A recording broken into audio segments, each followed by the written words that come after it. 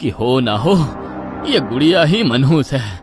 जब से वो हमारे घर में आई, हमारे घर में कुछ भी शुभ नहीं हुआ।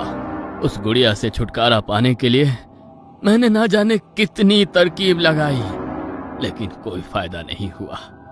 हर बार वो गुड़िया वापिस आ जाती और इसी तरह से ये सिलसिला चलता ही रहा। मेरी बेटी अब बिल्कुल गुमसुम रहती थी। उसका शरीर बिल्कुल सूख कर एक ढांचे की तरह हो गया था। मेरे जीवन का आखिरी सहारा वो, मैं उसे पल पल मरते नहीं देख सकता था। और फिर मैं एक तांत्रिक के पास गया।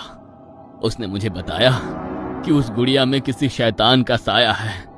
उस शैतान के मुंह खून लग चुका है मेरी बेटी के बहाने।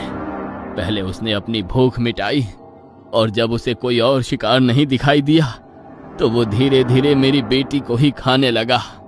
तांत्रिक ने मुझे बताया कि उस शैतान को भगाने का कोई और उपाय नहीं है।